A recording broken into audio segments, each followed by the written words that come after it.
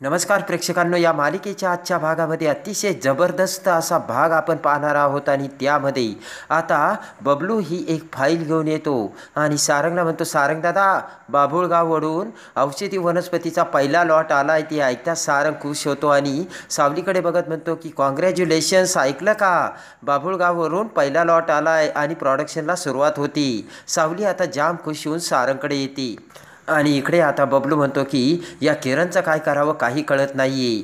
आता सारंग म्हणतो की अजून तुमचा गैरसमज मिटला नाही वाटतं. बबलू म्हणतो की गैरसमज, अरे सारंग दादा, मी तुला सांगतो ना, ती आता माझ्या जास्तच डोक्यात जायला लागली आणि आणि ती माझा आता जास्त तिरस्कार करते. ती ऐकून राग घेऊन सारंग पटकन फोन करून किरणला आतमध्ये बोलवायला पाठवतो. सारंग म्हणतो, 2च मिनिटं दे मला बबलू, फक्त बघ मी कसा गैरसमज दूर करतो ते. आणि तेवढ्यात आता किरण आतमध्ये येत म्हणते की सर, मला तुम्ही बोलावलं. तेव्हा सारंग म्हणतो, हो, मला एक सांग ना, तू किरण याच्याशी का भांडलीस. आणि त्यानंतर आता किरण म्हणते, सर मी कुठं भांडले. बबलू म्हणतो, त्या दिवशी तू मला नेलायस का. तेव्हा किरण म्हणते की अरे तू काय वेडा आहेस का. आता सारंग डचकतो. पुन्हा हसतच किरण म्हणते, अरे तू काय वेडा आहेस का, आपलं कुठं काय भांडण झालंय. आणि फक्त त्या दिवशी मला जे वाटलं मी तुला ते सांगितलं आणि खरंच आमच्यात काहीच भांडण झालं नाही, असे आता किरण सारंगला सांगते. सारंग म्हणतो, मग हा काय म्हणतोय की तू त्याच्याशी भांडली, तू त्याच्याशी बोलत नाहीये, बघतही नाहीस. किरण म्हणते की अहो सर, कामच खूप असतं आणि मी कुठे बोलत नाही बबलू तुझ्याशी. तेव्हा आता सारंग म्हणतो, हे बघ किरण, जे काही असेल ते प्रेमाने मिटवा आणि प्रेमाने राहा. किरण म्हणते, आमच्यात खरंच असं काही नाही झालं आणि सर आम्ही खरंच नाही भांडलो. उलट आम्ही खूप चांगले मित्र आहोत, हो की नाही बबलू. हो. किरण म्हणते, उलट आम्ही चांगले मित्र आहोत, हो की नाही बबलू. तर बबलू हसतच म्हणतो, हो, आणि आता आमच्यामध्ये भांडणं नाही येत. आणि हसतच आता किरण बाहेर निघून जाते. तर बबलू सुद्धा हसतच तिच्या मागे जातो. सारंग म्हणतो, बघितलं का, 2च मिनिटात भांडणं मिटवली. तेव्हा आता सावली म्हणते की भांडणं मिटवले नाही, उलट भांडणं वाढवलीत. आता सावली म्हणते की चला मी आता तुम्हाला दाखवते, या इकडे. आणि सावली आता सारंगच्या हाताला धरून बाहेर घेऊन जाते. आणि इकडे आता नील हा बेडरूममध्ये असताना आता ऐश्वर्या नीलच्या जवळ येते. अगदी जवळ येत म्हणते, काय झालं रे नील. तेव्हा नील म्हणतो की तुला असं अचानक का झालंय, माझ्या एवढी जवळ आलीस तू. नील म्हणतो, तुझ्या या वागण्याची आणि बोलण्याची मला भीती वाटते ऐश्वर्या. ऐश्वर्या म्हणते, नील तू अगदी बुद्धू आहेस, काल मॉम काय म्हणाल्या माहिती आहे ना, आता त्यांना या घरात नातवंड हवी आहेत. नील म्हणतो, हे बघ, मॉम आणि डॅड आमच्या लहानपणाबद्दल बोलत होती, त्याच्याशी आपला काही संबंध नाही आहे. तेव्हा आता नील ऐश्वर्याला समजवतो, हे बघ ऐश्वर्या, तसंही आत्तापर्यंत आपलं रिलेशन काही भरलेलं नाही आहे आणि चांगलं नाही आहे. आणि त्यानंतर तू मला घालून पाडून कायमच बोलत आली, तू तरी माझ्यासोबत कुठे चांगली वागली. आता ऐश्वर्या म्हणते, हे बघ नील, आपण आपलं रिलेशन आता डेव्हलप करूयात आणि आपण आपल्या गोष्टी आता फिगर आउटसुद्धा करूयात आणि यातून नक्कीच काहीतरी चांगलं घडेल. नील म्हणतो, ऐश्वर्या, आपल्यामध्ये कधी चांगला बॉन्ड होता का आणि आहे का. तू एक चांगली सून आणि चांगली बायको झाली असं तुला वाटतं का, असे नील ऐश्वर्याला बोलतो. नील म्हणतो, हे बघ, मला तरी काही असं वाटत नाही. तेव्हा तू माझ्या बाळाची आई व्हावी याचं मला काहीच घेणं देणं नाही आहे आणि तू ती होऊ सुद्धा शकत नाहीस, कारण मी तुझ्याकडून अशी अपेक्षाच करत नाही, असे नील ऐश्वर्याला सांगतो. दुसरीकडे आता जगन्नाथ अलकासोबत बोलत असतो. जगन्नाथ म्हणतो की का कुणास ठाऊक, मला ना सावलीची पुन्हा एकदा पत्रिका बघावीशी वाटते. तेव्हा आता लगेच अलका म्हणते की आता जर तिचं सगळं काही व्यवस्थित चाललंय. जगन्नाथ म्हणतो की पण माझ्या मनाला असं का वाटतंय काय माहिती. अलका म्हणते की सगळं चांगलं चालू असताना मग कशाला पत्रिका बघायची. जगन्नाथ म्हणतो की जर पत्रिका बघितली आणि तिच्या आयुष्यात जर अजून काही चांगलं घडणार असेल तर तिला सांगायला नको काही. अलका म्हणते, तेही बरोबर आहे हो तुमचं. आणि पटकन आता जगन्नाथ म्हणतो की जा बरं, माझं पत्रिका आणि माझं ते पुस्तक घेऊन ये. पटकन आता अलका म्हणते, हे काय, आलेच मी घेऊन. आणि इकडे रागाने किरण आता तिच्या जागेवर जाऊन बसते. पाठीमागून बबलू तिथे येत किरण समोर उभा राहतो आणि म्हणतो की बरं झालं आपले भांडणं आणि गैरसमज मिटली. किरणला आता जाम राग आलेला असतो. बबलू म्हणतो की सारंग दादाने तर कमालच केली, एका चुटकीत त्याने भांडणं मिटवली. सावली सारंग आता दूरवरून बबलू आणि किरणचे ती गंमत बघू लागतात आणि किरण आता डोक्याला हात लावते. बबलू किरणकडे बघत म्हणतो, काय झालं, तू आत्ताच बोलली ना भांडणं मिटले म्हणून. किरण आता राग येऊन किरण म्हणते, तुला काही अक्कल आहे का, तू माझी कंप्लेंट सारंग सरांकडे का केलीस. सारंग सावली आता ती ऐकू लागतात. सारंग डचकतो. किरण म्हणते की आज तू माझी कंप्लेंट त्यांच्याकडे केली आणि उद्या तू कंप्लेंट करशील की मी कामच करत नाही म्हणून आणि हिला नोकरीवरून काढून टाका. बबलू म्हणतो मी काहीच केलं नाही, मी फक्त सावली वहिनीला सिक्रेट सांगितलं, सावली वहिनीने सारंगदादाला सांगितलं आणि सारंगदादाने तुला बोलावलं, मला काय माहिती असं होईल म्हणून. किरण म्हणते मला हे अजिबात आवडलेलं नाही आहे बबलू, आणि हे तुला सगळ्यांना सांगायची काही गरज होती का. आणि लगेच आता बबलू म्हणतो अगं तू माझ्याशी बोलत नव्हती. किरण म्हणते मी न बोलल्याने तुझं काय बिघडतं. आणि बबलू आता तेथून निघून जातो. सारंग ते सगळं भांडण बघतो आणि हात जोडतच सावलीला म्हणतो की अरे बापरे. आणि सारंग आता कानाला हात लावतो. सावली म्हणते बघितलं का. इकडे आता भैरवी ही ताराच्या मोबाईलवर कॉल करते आणि त्याच वेळेस तारा आता बाथरूममध्ये गेलेली असते. ताराचा फोन वाजत असलेला बघून आता सोहम तिथे येतो आणि फोन उचलतो आणि म्हणतो की बोला माई. तारा इथे नाही आहे ॲक्च्युली म्हणून मी फोन उचलला. तेव्हा आता भैरवी म्हणते की तारा नाही म्हणून काय झालं, जावई बापू तर आहेत ना, आणि तुम्ही युरोपमध्ये जाऊन तर अगदी बिझी झालात, साधा मला एक फोनसुद्धा नाही. तेव्हा आता सोहम म्हणतो की मी ताराजवळ तुमची चौकशी करायचो ना.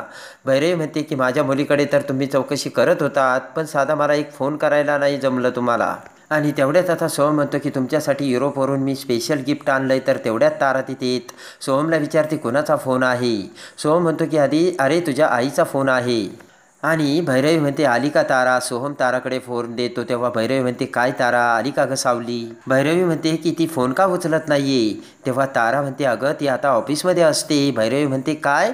भैरवी म्हणते काय सावली ऑफिसला गेली. अगं तारा मी कालच तिला सांगितलं होतं रोज रियाजला यायचं म्हणून.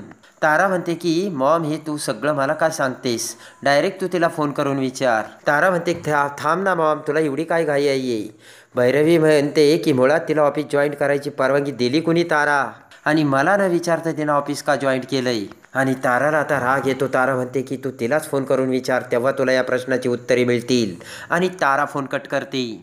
आणि तारा आता सोहमकडे बघत म्हणते बघितलं का मला सगळ्यांच्या तालावर नाचावं लागतं. तर सोहम म्हणतो तू एक काम कर, तू मला माझ्या कामामध्ये जॉईन कर आणि मग तुला कुणाच्या तालावर नाचण्याची गरजच नाही. आपण दोघे मिळून काम करू तारा.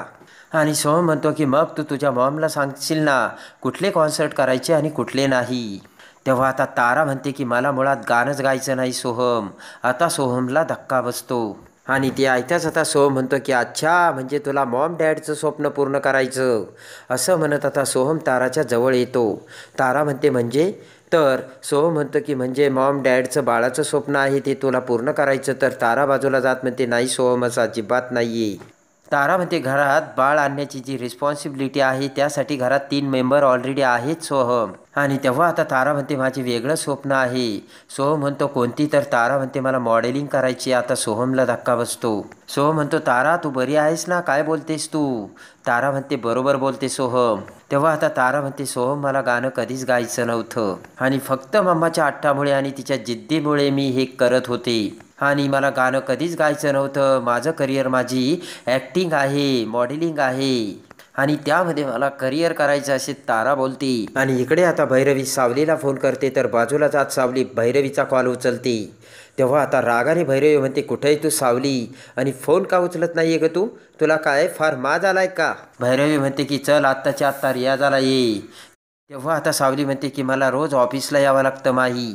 भैरवी म्हणते की सावली तुम्हाला ही कारणं देऊ नको. जेव्हा जेव्हा तुझ्या कुटुंबाला माझी गरज असते ना तेव्हा तेव्हा मी मदत करत आली. भैरवी म्हणते की आता रियाजाला कसं यायचं, वेळ कसं काढायचं तू ठरव सावली, आणि काही जरी झालं तरी तू माझ्याकडे रियाजाला आलीच पाहिजे. आणि भैरवी म्हणते की जर तुला यायला जमत नसेल तर मग मी येऊ का ग सावली तिकडे. सावली म्हणते की तुम्ही एक काम करा, सगळं सत्य सांगून टाका म्हणजे मला तिकडे यायची गरजच पडणार नाही आणि मग पुढे त्याचे काय परिणाम होतील ना ते तुम्ही बघा. आणि भैरवी सावलीला म्हणते मला बाकी काही माहिती नाही, रोज रियाजाला यायचं सावली कळलं का. आणि भैरवी फोन ठेवते. आणि इकडे आता भैरवी फोन ठेवताच विचार करते की या सावलीचं काहीतरी केलंच पाहिजे. इकडं ऐश्वर्याने आता दुसरा भयानक प्लान केलेला असतो आणि ऐश्वर्या आता किचनमध्ये आलेली असते. गॅस चालू करून आता ऐश्वर्या ही दूध उकळू लागते.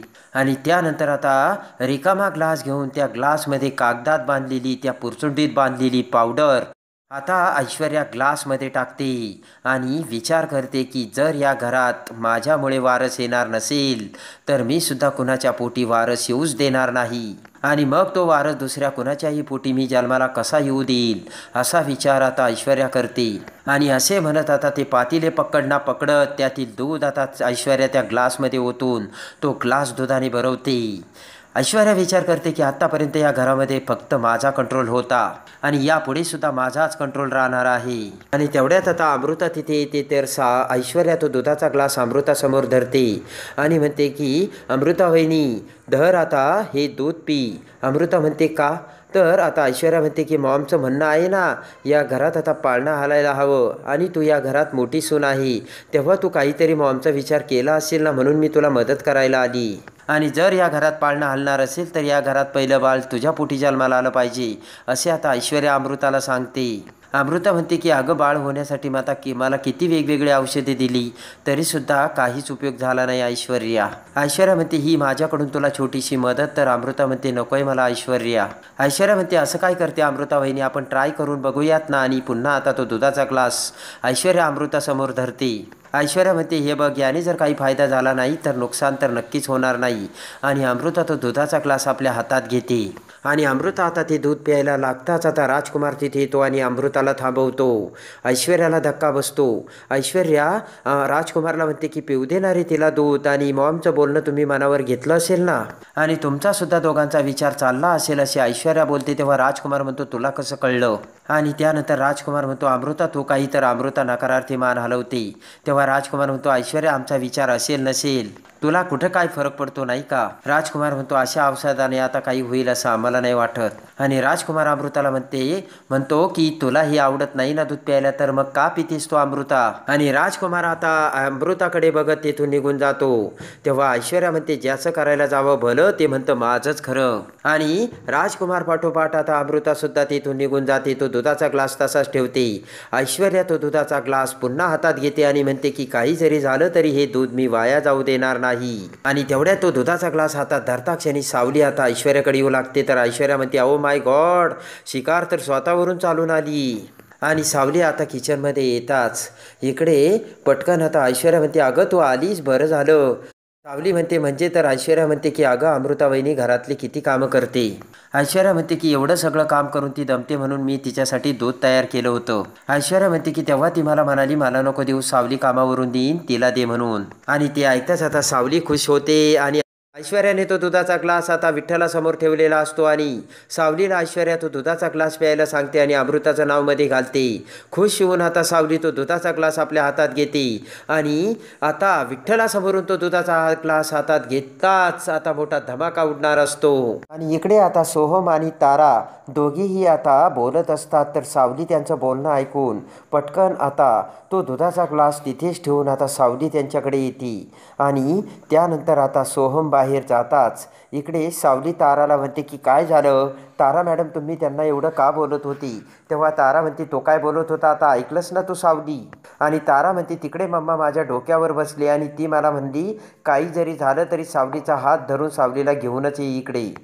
आणि त्यानंतर तारा आता सावलीला घेऊन आता भैरवीच्या घरी जाते. तेव्हा भैरवी आता तारा आणि सावलीला म्हणते की हे बघा या कार्यक्रमामध्ये या कॉन्सर्टमध्ये मला आता कुठलीच कसर सोडायची नाही आहे.